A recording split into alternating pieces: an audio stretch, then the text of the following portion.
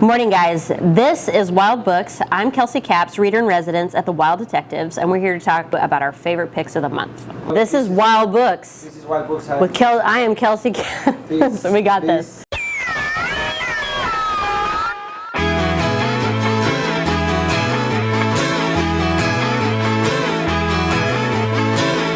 Before we get to the books, I want to tell you that this month we're going to celebrate our 5-year anniversary at Wild Detectives. So we're going to have a dance party on April 20th. We're going to have the best bands from Dallas. It's going to be a one-day music festival called Wild Beats.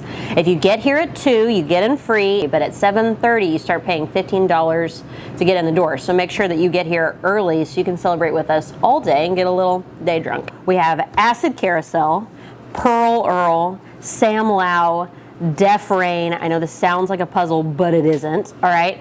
Pasadino. And the party will end with another mythic bookstore disco session with Tempranillo, our good friend from Spain. Book of the month is Lost Children Archive by Valeria Luiselli. Now, real talk, it took me a little bit to get into this book, but once you get into it, it's absolutely worth it. So the whole premise is that she's talking about the situation with children at the border, specifically about kids who go missing, kids who don't arrive where they're supposed to be, who just get lost in the system, either because the system literally eats them alive or they don't arrive because coyotes or whatever the deal is. So the whole book is essentially based on this family, and it's about their journey with their 2 kids across the U.S. So there's multiple layers to the story. So to talk about the plight of people who are trying to immigrate to the U.S. and who are getting stopped or whatever the issue is, and we all know it's an issue right now. So part of the book is her perspective on seeing her children as they go through a road trip and essentially trying to figure out what it would be like if her own kids, aged 10 and 5, had to find their way out of a desert on their own.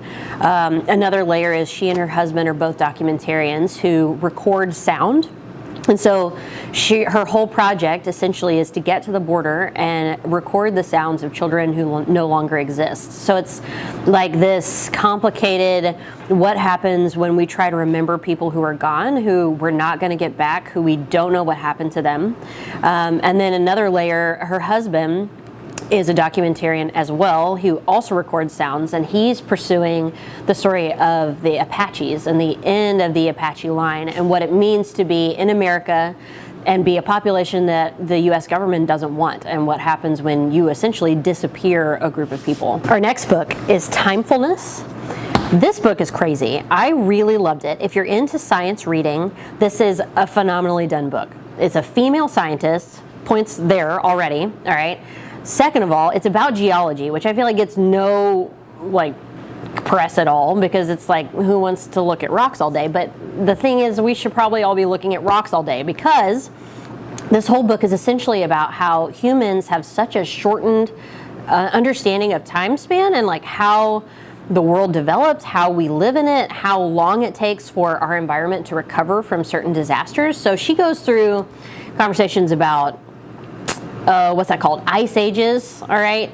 Ice ages, warming trends. She talks about the fossil record and what those things show us about how the climate is going to change and what we can do about those things. And she also talks about different solutions that have been proposed as far as like how to deal with climate change and their pros and cons and that kind of thing. It's really well written. This is the adult version of Earth Science class. So it's going to teach you, it's going to review a lot of stuff that you already kind of knew but didn't really remember and never have had to apply in adult life. But really give you a perspective on what climate change is, how the Earth develops, and really what our role is as far as climate change, and give you a better perspective on some of the proposals that are being put forth by the government and other people, because a lot of them are terrible ideas. Shocker. Third book, West with the Night by Beryl Markham, is phenomenal. It's a book about an action hero, a female action hero from the 1940s. She lived in Africa.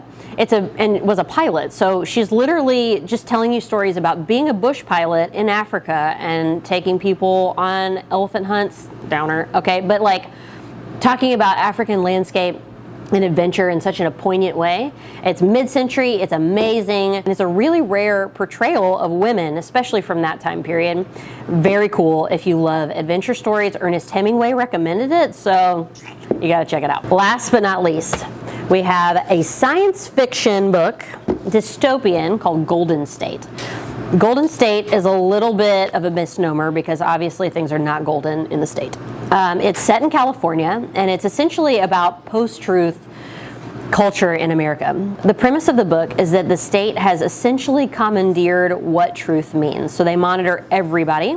There's cameras everywhere, there's recorders everywhere, and there's police to literally give you tickets and put you in jail if you tell a lie, even if it's a minor lie.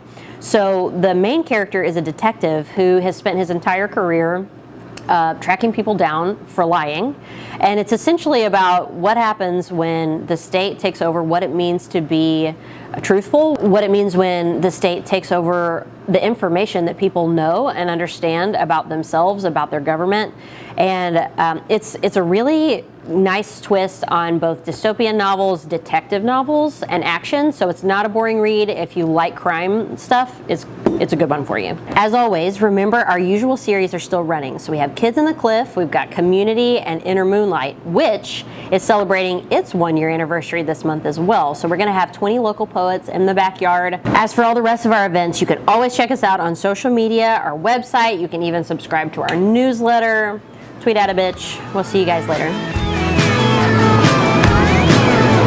Done? I said tweet at a bitch.